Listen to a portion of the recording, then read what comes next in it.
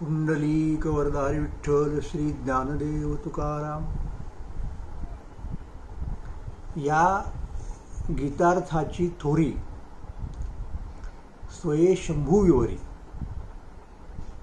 जेथ भवानी प्रश्न करी चमत्कारवनी. तेथ हरु म्हणे नेणिजे, तेथ हरु म्हणे नेणिजे. देवी जैसे का स्वरूप तुझे, तैसे हे नित्य नूतन देखीजे गीता तत्व. आपण ज्ञानेश्वरीच्या सुरुवातीला माऊलींनी जे नमन केलं आद्यतत्वाला, शब्दब्रह्माला, आत्मतत्वाला, ते पाहिलं. आणि ते नमन कशासाठी करतायत ते, की त्यांनी जे महत्कार्य हाती घेतलेलं आहे ते सिद्धीला जावं म्हणून त्यांनी नमन केलं. त्यानंतर त्यांनी शारदेला सुद्धा नमन केलं. श्रीगुरूंना तर केलेलं आहेच. आणि जे काम ते करायला घेत आहेत त्याचा उल्लेख नंतर त्यांनी केला. कोणतं काम आहे ते? ते म्हणजे भगवद्गीतेचा अर्थ मराठी भाषेमध्ये सांगणं. आणि तो अशा प्रकारे सांगणं, हा मुद्दा अधिक महत्त्वाचा आहे कदाचित, की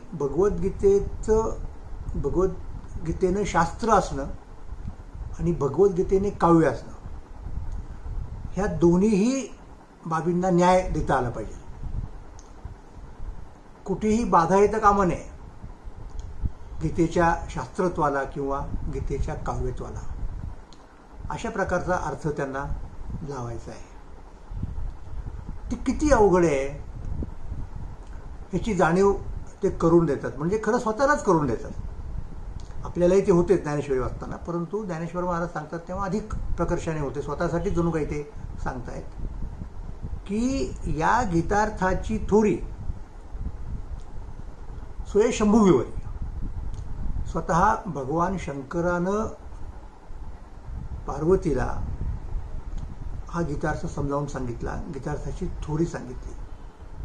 तेथ भवानी प्रश्न करी चमत्कारवनी.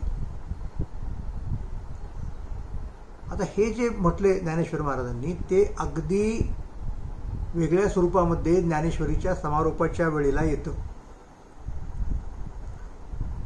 कसं येतं ते? अशा पद्धतीने येतं की निवृत्तीनाथ आमचे गुरु आहेत, त्यांच्या सांगण्यावरून आम्ही ज्ञानेश्वरी लिहिली. पण आमची गुरु परंपरा काय आहे? तर तेथे ते सांगतात, ना आदिगुरु शंकरा लागोनी शिष्य परंपरा. बोधाचा हा संसारा झाला जो आमुते. म्हणजे भगवान शंकर हे आदिगुरु आहेत. त्यांनी सांगितलं. त्यांनी कोणाला सांगितलं? क्षीरसिंधू परिसरी शक्तीच्या कर्णकुहरी नेणो कै श्री त्रिपुरारी सांगितले. जे भगवान शंकरानं क्षीरसिंधूच्या परिसरामध्ये शक्तीच्या कर्णकुहरी पार्वतीच्या कानात सांगितलं. नेणो कै केव्हा माहीत नाही, खूप खूप खूप जुनी गोष्ट आहे. श्री त्रिपुरारी सांगितले. जे म्हणजे ही जी नाथपंथाची परंपरा आहे ती परंपरा म्हणजे भगवान शंकरानं पार्वतीला उपदेश केला आणि तो उपदेश मच्छिंद्रनाथाने मत्स्यगर्भामध्ये असताना ऐकला, असं ही परंपरा सांगते. आणि परंपरा पुढे असंही सांगते की हा जो उपदेश आहे तो शंकरापासून तर ज्ञानेश्वर महाराजांच्यापर्यंत, कारण शंकर हे शिवाचे अवतार आहेत, म्हणजे शिवच आहेत, शंकर अवतार नाही, ते शिवच आहेत. आणि तिथून मग पुढे ज्ञानेश्वर महाराज विष्णूचे अवतार आहेत असं मानलं जातं श्रद्धेनं वारकरी संप्रदायामध्ये. पण मग मधली जी परंपरा आहे ती आलटून पालटून विष्णू शिव अशी आहे. म्हणजे भगवान शंकर आणि नंतर मच्छिंद्रनाथ म्हणजे विष्णू. ते कसं की हा जो उपदेश करत होते भगवान शिव, तो कदाचित पार्वतीला पेलत नाही, कदाचित तिला डुलकी येते वगैरे अशा प्रकारची एक कथा आहे. आणि मग तो उपदेश वाया जाऊ नये म्हणून विष्णूंनी मत्स्यगर्भामध्ये जाऊन तो ऐकला आणि ते मच्छिंद्रनाथ. मग मच्छिंद्राने मोद गोरक्षासी केला. आपल्याला पुढे ज्ञानेश्वर महाराजांच्या अभंगातूनही मिळतं, ज्ञानेश्वरीच्या ओव्यांमधूनही मिळतं, समारोपाच्या ओव्यांमधून गोरक्षनाथ. मग गोरक्षनाथ हे परत मच्छिंद्रनाथ विष्णू आहेत, गोरक्षनाथ शिव आहेत. गहिनीनाथ परत विष्णू आहेत, गोरक्षवळला गहिनी प्रती. गहिनीनाथांनी उपदेश केला निवृत्तीनाथांना की जे परत शिव मानले जातात, आणि निवृत्तीनाथांनी ज्ञानेश्वर महाराजांना उपदेश केला, ज्ञानेश्वर भगवान विष्णू. असं साधारणपणे शिव आणि विष्णू, शिव आणि विष्णू असं चालत आलेलं आहे. म्हणजे ही जी परंपरा आहे, हा जो सिलसिला आहे तो असा चालत आला. पण म्हणजे मूळ विचार कोणाचा आहे? भगवान शिवाचा आहे. त्यांनी केलेला उपदेश तो चालत आला गहिनीनाथापर्यंत, आणि गहिनीनाथांनी आज्ञा दिली निवृत्तीनाथांना. ना आदिगुरु शंकरा लागोनी शिष्य परंपरा, बोधाचा हा संसार झाला तो आमुते, तुहा तो घेऊन आघवा, कळी गिळतया जीवा, सर्व प्रकारे धावा करी पावेगी. हे गहिनीनाथ निवृत्तीनाथांना सांगतायत, आणि निवृत्तीनाथांनी ते ज्ञानेश्वर महाराजांना सांगितलं. म्हणजे त्यांनी त्याप्रमाणे गीतेचं निरूपण केलेलं आहे, लक्षात घ्या. म्हणजे ज्ञानेश्वरीच्या त्या ह्या ओव्यांमध्ये असं दिसतं, असं ध्वनित होतं की त्या पद्धतीने निवृत्तीनाथांनी गीतेचा उपदेश केला. इतकंच नव्हे तर निवृत्तीनाथांचा एक गीता सार सांगणारा एक ग्रंथही होता. असा उल्लेख समाधी प्रकरणामध्ये आहे, नामदेवरायांनी रचलेला आहे की जो सार ग्रंथ गीतेचा, म्हणजे तो त्यांनी त्र्यंबकेश्वरला निवृत्तीनाथ समाधीला बसले तेव्हा त्यांच्याबरोबर ठेवला होता. निवृत्तीनाथ स्वतः गीतेचे चिंतक आहेत, आणि त्यांनी सांगितलं की याप्रमाणे हे तू ग्रंथरूपानं विस्तृत करून हे लोकांच्यापर्यंत नाही. आणि त्याप्रमाणे ज्ञानेश्वर महाराजांनी गीता सांगितली मराठीमध्ये, ज्ञानेश्वरीमध्ये. पण म्हणजे सुरुवात कुठनं झाली? शंकरापासून झाली. म्हणजे जो उपदेश शंकराने भवानीला केला तो दुसरा तिसरा उपदेश नसून गीतेचाच उपदेश आहे.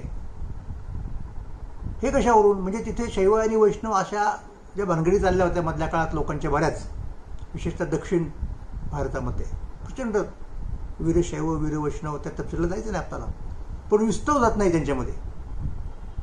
इथं मात्र तसं नाही आहे. इथे भगवान शंकर पार्वतीला उपदेश करतात, तो गीतेचाच उपदेश करतात, आणि पार्वती त्यांना गीतेसंबंधी प्रश्न विचारते. काय की गीतार्थाची थोरी स्वये शंभूविवरी, त्याचं भवानी प्रश्न करी चमत्कारुणी. आणि आता इथे कसं आहे की चमत्कारुणी हा शब्द आलाय बरं का.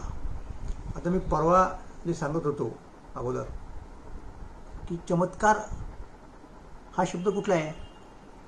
हा अध्यात्मशास्त्रातला शब्द नाही, हा काव्यशास्त्रातला, सौंदर्यशास्त्रातला शब्द आहे. जेव्हा एखादी कलाकृती, एखादं काव्य, एखादं नाटक आपण त्याचा आस्वाद घेतो तेव्हा जी भूमिका मनात तयार होते त्याला चमत्कार म्हणतात. म्हणजे आपण चमत्कार म्हणजे काहीतरी अलौकिक गोष्ट केली, सोन्याचं रूपांतर, लोखंडाचं रूपांतर सोन्यात केलं, तो चमत्कार नाही या ठिकाणी. हा एक सौंदर्यशास्त्रीय कल्पनेचा भाग आहे. तर भवानीला त्याच्या तत्वज्ञानाबद्दल तर आश्चर्य वाटलंच, पण सौंदर्याबद्दलही आश्चर्य वाटलं. काय प्रकारे हे लावण्य गीतेचं? म्हणून भवानींनी प्रश्न विचारला. मग त्या प्रश्नाच्या संबंधी जे उत्तर दिलं भगवान शंकरांनी, त्याचा संबंध परत भगवद्गीतेच्या तत्वाच्या सौंदर्यात्मक भागाशी पोचतो. आणि म्हणून बरोबर शंकरांनी कसं सांगितले पहा, त्याचं हारू म्हणे निजे देवी तैसे का स्वरूप तुझे. पार्वती ही लावण्यवतीच आहे, आणि लावण्याची व्याख्या काय? जे क्षणाक्षणाला नव्याने प्रतीत होतं ते लावण्य. क्षणोक्षणम यत नवताम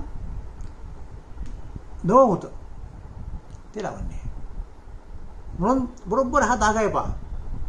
आणि मी म्हणालो की जो धागा तिकडे काश्मीर शैव विचारांमध्ये जास्त प्रमाणात प्रकर्षाने काय म्हणतात त्याला उलगडला गेला. तर भवानी प्रश्न करी चमत्कारोनी, आणि हर म्हणे निजे देवी दैसे का स्वरूप तुझे. तुझं स्वरूप जसं आहे नित्य नवीन आहे. सौंदर्याचं हे वैशिष्ट्य आहे. म्हणजे कसं आहे की तुम्ही एखादा सुंदर पुतळा पाहता की तो समोरून पाहिला एक वेगळ्या प्रकारचं सौंदर्य तुम्हाला दिसतं, बाजूनी पाहिला प्रोफाईल म्हणतो आपण, एक वेगळ्या प्रकारचं सौंदर्य दिसतं, दुसऱ्या बाजूनी पाहिला वेगळ्या प्रकारचं सौंदर्य दिसतं. म्हणजे प्रत्येक वेळेला त्या सौंदर्यामधला काहीतरी वेगळा भाग तुम्हाला प्रतीत होतो. तसंच आहे सौंदर्याचं, तसंच आहे. आणि म्हणून गीता तत्व जे आहे ते गीता तत्व हे सुंदर आहे. शिवाय म्हणून प्रश्न विचारला पार्वतीने, चमत्कारोनी प्रश्न विचारला आणि त्याच्यावरती भगवान शंकरांनी उत्तर दिलं. आणि हे मच्छिंद्रनाथाने ऐकलं. हे आपल्याला कुठे समजतं? 18व्या अध्यायाच्या शेवटी समजतं. क्षीरसिंधू परिसरी शक्तीचा कर्णकुहरी नेनो काही श्री त्रिपुरारी सांगितले जे, ते भगवान विष्णूंनी मच्छिंद्रनाथाच्या रूपात मत्स्यगर्भामध्ये बसून ऐकलं आणि ते इथपर्यंत आलेलं आहे ज्ञानेश्वर महाराजांच्या पर्यंत. भगवान शिव, मच्छिंद्रनाथ, गोरक्षनाथ, गैनीनाथ, निवृत्तीनाथ आणि ज्ञानेश्वर महाराज. मग हे गीतातत्वाचं महत्त्व त्या पद्धतीने सांगितलं की स्वतः भगवान शंकर सांगतायत काय सांगितलं ते. आणि मग पुढे तुलना करायचा मुद्दा येतो. मग आपल्याला आत्तापर्यंत माहीत काय आहे? सगळ्यात मोठं त्याला श्रेष्ठ प्रकारचं ज्ञान कुठे आहे असं आपण मानतो. आणि म्हणून ते ज्ञान ज्या ग्रंथामध्ये आहे त्याला प्रमाण ग्रंथ मानतो. ते ज्ञान म्हणजे वेदांचं ज्ञान आहे. अतिशय पद्धतशीरपणाने टिकवून ठेवलं गेलेलं, त्याच्याकडे एक प्रकारचं पावित्र्य आहे, त्याच्यामध्ये एक प्रकारचं गांभीर्य आहे, सोलेनिटी म्हणतो आपण त्याला. आणि म्हणून त्याच्यामध्ये एक प्रामाण्य आहे. अंतिम प्रामाण्य कोणाचं? ते वेदांचं. वेद म्हणजे श्रुती. वेदानंतर जे जे ग्रंथ प्रमाण मानले गेले म्हणजे स्मृती प्रमाण मानल्या गेल्या, पुराण प्रमाण आहेत. पण पुराणाचे ग्रंथ स्मृतीमध्येच होते. उदाहरणार्थ का म्हणून मानल्या गेल्या? कारण हे ग्रंथ वेदांना अनुसरतात, वेदांशी सुसंगत आहेत म्हणून वेद महत्त्वाचे आहेत.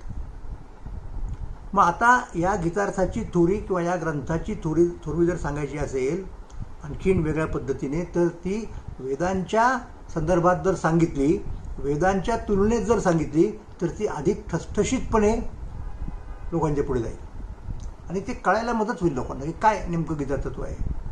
म्हणून थेट ज्ञानेश्वर महाराजांनी वेदांचाच संदर्भ घेतला. आणि काय म्हणतायत मग पुढे जाऊन? हा वेदार्थ सागरू फार महत्वाची ओळी आहे.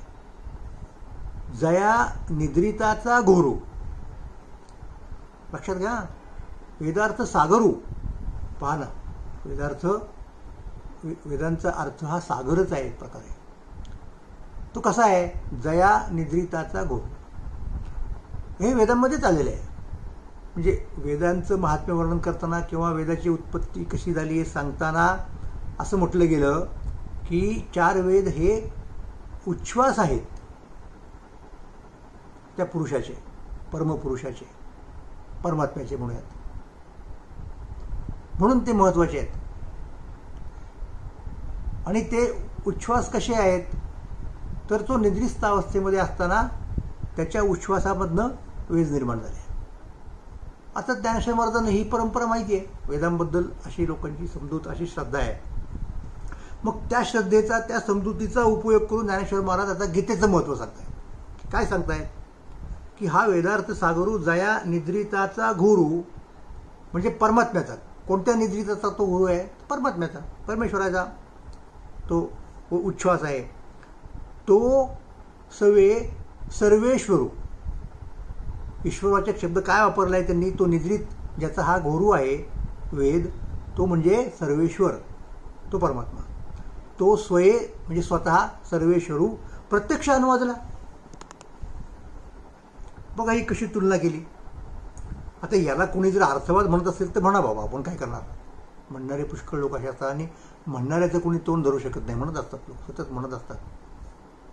आणि आत्ता तर काय म्हणजे तोंड धरायचा प्रश्नच नाही. त्या सोशल मीडियाच्या मुळं ज्याच्याकडं तो मोबाईल आहे तो काय करतो, अखंड बोलत असतो 24 तास. ते सुद्धा रात्री त्यांना काय म्हणत त्याला स्वस्थपणा नसतो. त्यामुळे बोलतात लोक काही पण. म्हणजे असं कोणी म्हणाल तर मला आश्चर्य नाही वाटणार. पण इथे स्वच्छपणे ज्ञानेश्वर महाराज अगदी स्पष्टपणे सांगतायत. काय सांगतायत की तो सर्वेश्वरू प्रत्यक्ष अनुवादला. म्हणजे आणि तो कसा, आता हे स्वतः त्यांना काय म्हणायचं, तोच तो की ज्याचा उच्छ्वास म्हणजे वेद आहेत, तोच तो सर्वेश्वर प्रत्यक्ष अनुवादला. पण तो कसा, खरं तर निद्रिताचा गुरु नाही आहे, तो परमात्मा जागा होता तेव्हा. आणि नुसताच जागा नव्हता. आपण जागेपणी भानावरती असतो ही गोष्ट खरी आहे. पण काही प्रसंग असे असतात की जिथे आपल्याला जास्त भानावरती असावं लागतं. नुसतं जागा असून चालत नाही, भानावरती असावं लागतं विशेष प्रकारच्या. म्हणजे जसं समजा कल्पना करा की तुम्ही कोर्टामध्ये साक्ष देत आहे न्यायाधीशांच्या समोर. तुम्हाला खूप भानावरती असावं लागतं, खूप जागरूक असावं लागतं. कारण तुमचा थोडा जरी शब्द इकडे तिकडे गेला तर त्याचा तुम्हाला तोटा होऊ शकतो, किंवा तुम्ही ज्याच्या बाजूने साक्ष देत आहे त्याचा तोटा होऊ शकतो. भानावरती असावं लागतं. म्हणून खात्री करून घेतात, जागा जरी असला एखादा साक्षीदार किंवा जो काहीतरी डॉक्युमेंट प्रोक्युअर करतो न्यायालयामध्ये, तर त्याला हे असं म्हणावं लागतं की मी जागा असताना अक्कल हुशारीने हे लिहून दिलेलं आहे. कुठल्याही प्रकारचं, आणखीन पूर्वीच्या काळात शब्द असायचे, आत्ता माहीत नाही काय परिस्थिती आहे, की कुठल्याही प्रकारचं नशापाणी न करता एवढंही म्हटलं जातं. म्हणजे खात्री की हा नक्की भानावरती आहे. तसं विशिष्ट प्रसंगी जास्त असावं लागतं. आणि युद्धकाळ हा तो प्रसंग आहे.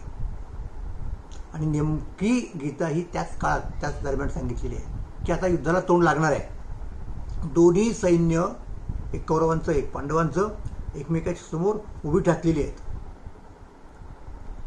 आणि अशा वेळेला, आणि खरं तर पुढे ते येईलच की अशा वेळेला कृष्णाला अर्जुन सांगतो, कारण कृष्ण सारथी आहे या संपूर्ण याच्यामध्ये, हातात शस्त्र घ्यायचं नाही. काय सांगतो अर्जुन की आता तू माझा रथ दोन सैन्यांच्या मध्ये, सेनयोः उभयोमध्ये उभा कर, म्हणजे मी बघीन कोणाकोणाशी मला लढायचं आहे ते. आणि त्याप्रमाणे श्रीकृष्ण तिथे रथ घेऊन उभा करतो. आणि मग अर्जुन इकडे तिकडे बघतो. पण म्हणजे ते सगळं वातावरण युद्धच आहे, लक्षात घ्या.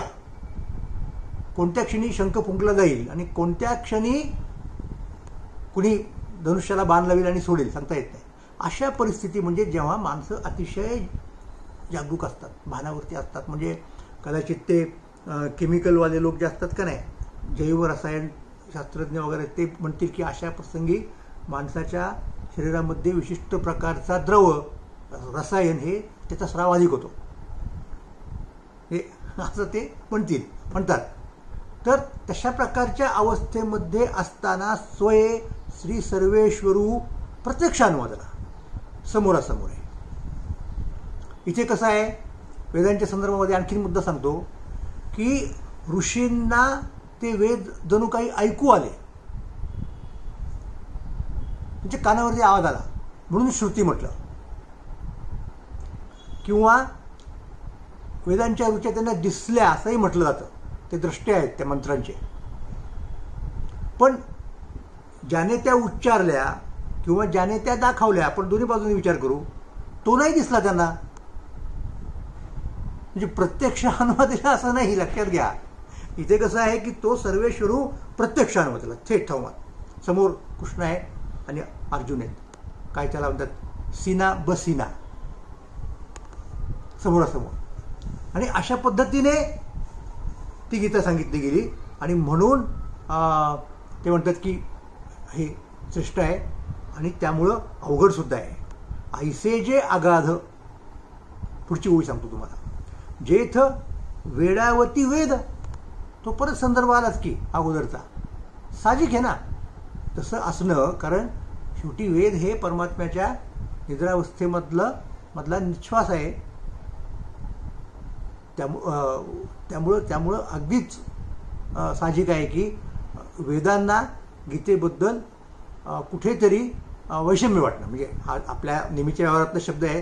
आता आपल्याकडे शब्द नाही म्हटले तरी फारसे नसतात, म्हणजे त्याच्यामुळे आपल्याला असे शब्द वापरावे लागतात. थोडंसं आपण वेगळ्या अर्थाने समजून घ्यायचं की वेदाने सुद्धा हेवा करावा. आणि ज्ञानेश्वर महाराज अशा प्रकारे म्हणतात. काही त्यांना म्हणायला समजता येत नाही की 9व्या अध्यायाच्यामध्ये ते सांगतात की या 9व्या अध्यायातल्या प्रतिपादनापुढं वेदू बिहाला, त्याच्याबद्दल मी काय बोलू अजून. त्यामुळे असं जर म्हटलं तर त्यात काही वेदांचा आपण अधिक्षेप करतो वगैरे म्हणायचं कारण नाही. तर अशा प्रकारे वेदावती वेद तेच अल्पमी मतिमंद काही होय. आता मी तो सांगणं म्हणजे किती सोपं आहे का, कसं सांगू मी. हा एक जो नम्रपणा ज्ञानेश्वर महाराजांच्याकडे आहे, लक्षात घ्या, आणि तो फार महत्त्वाचा आहे. आपल्याकडे एक म्हण आहे मराठीमध्ये, फार चांगली म्हण आहे, अर्ध्या हळकुंडाने पिवळं होणं.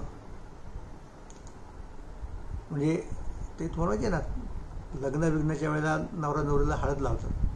हे का लावतात, ते लावण्याचं कारण असं आहे की तर नवरा नवरी आहेत ते चांगले दिसले पाहिजेत जण तेवढ्या काळात तरी. कुठेच काही काय म्हणत त्याला एखादा डाग असेल चेहऱ्यावरती, आणखीन काही इकडे तिकडे, तर ते असं काय म्हणत त्याला ते मॅनेज करायचं समोर. जर मेकअप, तो शब्द फार छान आहे बरं का, इंग्रजीमधला शब्द, त्याचा अर्थ समजून घ्या. मेकअप म्हणजे सगळी सारवासारव करायची, ते मेकअप झालं पाहिजे, ते त्या लेवलला आलं पाहिजे. सगळं कमी असेल तर भरून काढायचं म्हणजे मेकअप.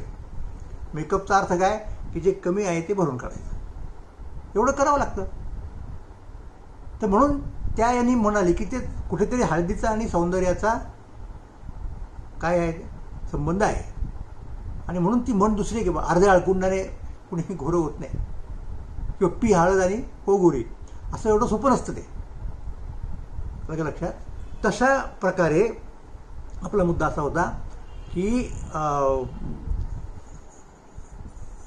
तशा प्रकारचं आपला व्यवहार असतो भाषेचा वगैरे. तर ज्ञानेश्वर महाराज म्हणतात की मी खूप अल्पज्ञ आहे, एवढा मोठा माणूस, त्यांची ही भूमिका आहे. म्हणून म्हणाला की ते पी हळद आणि हो गोरी.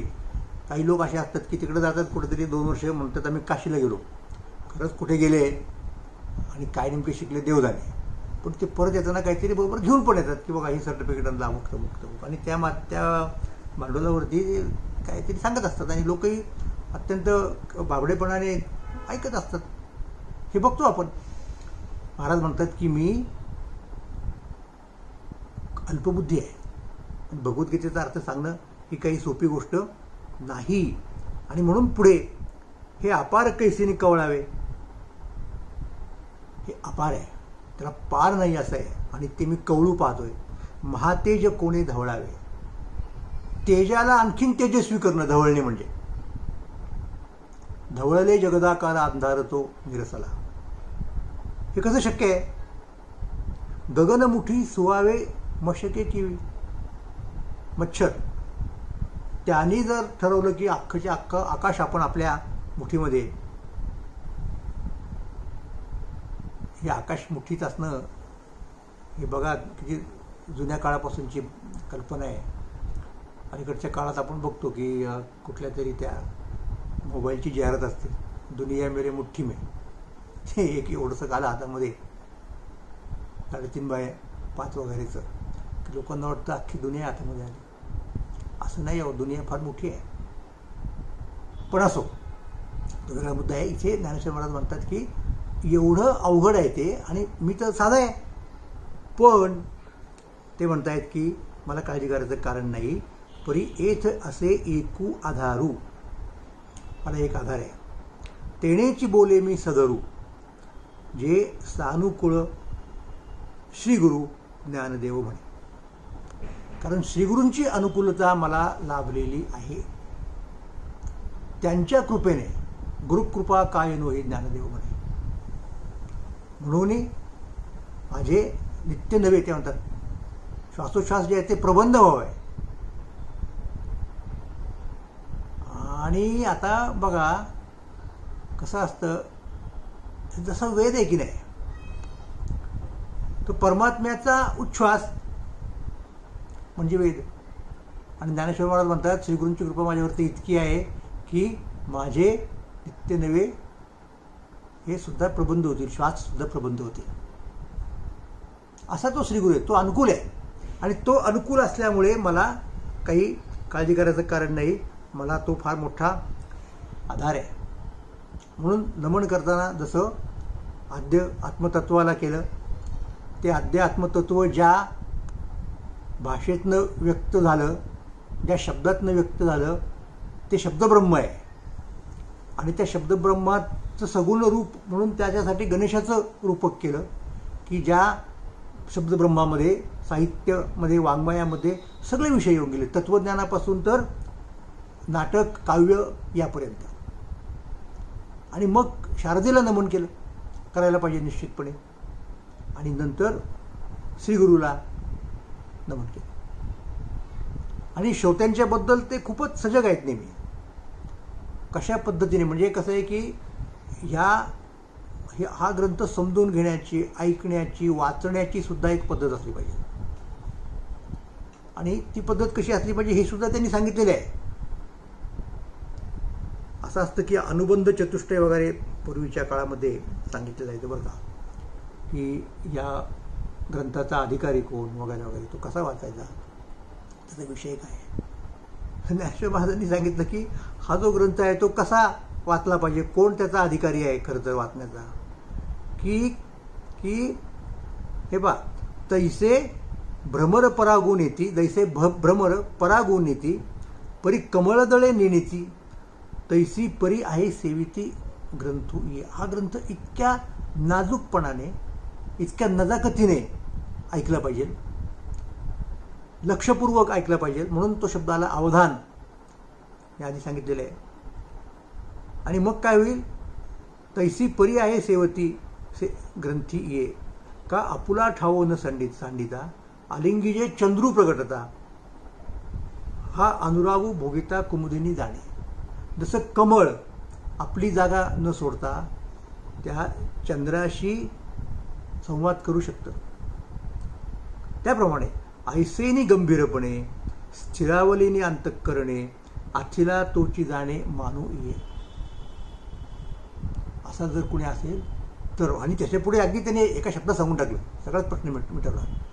एवढं सगळं वर्णन करत बसण्यापेक्षा ते म्हणाले, अहो अर्जुनाची पांती जे परिसणया योग्य होती तीही कृपा करून संती अवधान द्यावे. ज्या श्रोत्याला अर्जुनाच्या पंक्तीमध्ये बसता येईल एवढा त्याचा अधिकार आहे, त्यानं हे ऐकावं, असं ते गीता तत्व आहे. आणि आता ते हे मराठीतून सांगतात.